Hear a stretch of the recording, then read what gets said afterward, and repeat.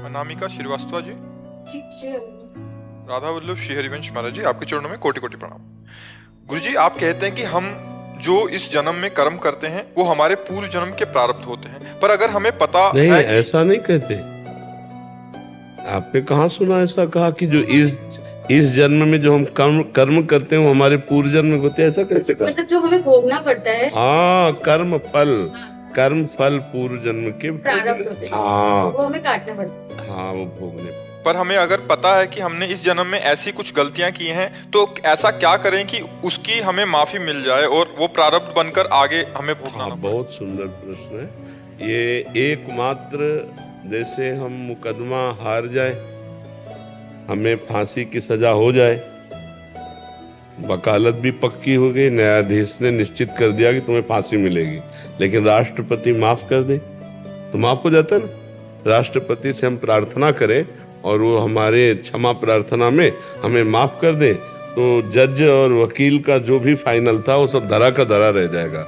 ऐसे ही हमारे द्वारा बहुत से अशुभ कर्म होते हैं, जानबूझ करके गलतियां पाप कर्म हो जाते हैं, तो वो हमें निश्चित भोगने पड़ते हैं। एक दैवी शक्ति का नाम है चित्रगुप्त। वो हर समय हमारे मन में ही बैठे रहते हैं और हमारी मन रूपी चिप में चित्र सहित उसको अंकित करते रहते हैं। तो हमारे जन्म जब हम भजन शुरू करते हैं ना, देखो अभी भजन शुरू करो एकाग्रता पूर्वक, तो आपके सामने चित्र सहित विषय, वासनाएं, गंदी बातें, नाना प्रकार का कूड़ा करकट आने लगेगा। वो आता नहीं, वो जो मन में है, अब मन को भजन निर्मल करेगा तो वो मल निकलता है। तो जब हमारे द्वारा अपराध बन जाए और हम ये स्वीकार कर लें कि हमारे द्वारा गलती हो गई है, तो एकमात्र उपाय है अखिल ब्रह्मांडों के अधिपति भगवान श्री हरि, श्री कृष्ण, वो श्री राम जो नाम लो, वो भगवान की शरण में हो जाए तो भगवान कहते हैं अहम त्वाम सर्वपापेभ्यो मोक्षयिष्यामि मा शुचा। हे भगवान, शरण ऐसे हुआ जाता है, हे भगवान, मन से, वचन से, कर्म से मैं आपकी शरण में हूँ। आज से नियम लेते हैं कि अब तक जो हमसे गंदी बात हुई अब आगे कभी नहीं होगी। अब लो नशानी अब ना नशइयो। और हम नाम जब भगवान का करें और सावधान रहें, वो बात भले प्राण छोड़ना पड़े पर अब हम दोबारा वो गलत बात ना करें तो निश्चित 100% भगवान माफ कर देंगे। अहम त्वाम सर्वपापेभ्यो मोक्षयिष्यामि मा शुचा। और ये हमारे नए कर्म प्रारब्ध नहीं बन पाएंगे और हो सकता है इसी जन्म में हमें भगवत प्राप्ति हो जाए अगर हम निरंतर नाम जप करेंगे। देखो, घोर हिंसक, पापी, चोर, वैश्या या वैश्यागामी बड़े बड़े महात्मा बन गए भगवान की शरण में होकर, तो हमारा कल्याण क्यों नहीं हो जाएगा? निश्चित हो जाएगा, पर एक शर्त है, अब लो नसानी अब ना सही हो। आप तक जो किया आज तक अब हम दोबारा ना करें।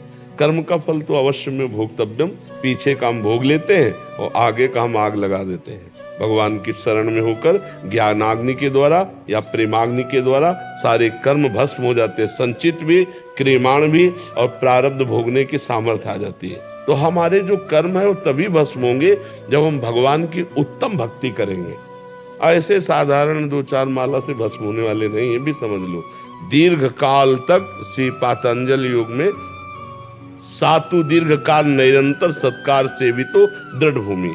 दीर्घ काल तक निरंतर भगवान का नाम जप किया जाए तो वो दृढ़ भूमि हो जाता है, वो हृदय में चलने लगता है। और जब भगवान का नाम निरंतर चलता है तो वो जीव निष्पाप और निर्मल होकर भगवान को प्राप्त हो जाता है। निर्मल मन जन सो मोहि पावा, भगवान कहते हैं। तो निरंतर भजन से मन निर्मल हो जाता है। हम सबसे गलतियां होती हैं, हम सबसे पाप बन जाते हैं, लेकिन उसका उपाय है भगवान का आश्रय, भगवान का नाम जप। पर अगर कोई भगवान का आश्रय, भगवान के नाम जप का आश्रय लेकर पाप करता है तो फिर बहुत गंदा आदमी है, फिर वो सुधरने वाला नहीं है। जब वो जहाँ सुधरना, मान लो हमसे गलती हो गई तो हम गंगा नहाने जा रहे हैं और गंगा में हम पाप करें तो अब फिर उसका कहाँ धुलेगा? तो हम भगवान के आश्रय से निष्पाप होते हैं और उन्हीं का आश्रय लेकर, नाम का सहारा लेकर नए पाप करने लगे, फिर ऐसी की बड़ी दुर्गति होती। तो अगर ऐसा ना करे तो निश्चित पाप नष्ट हो जाएगा।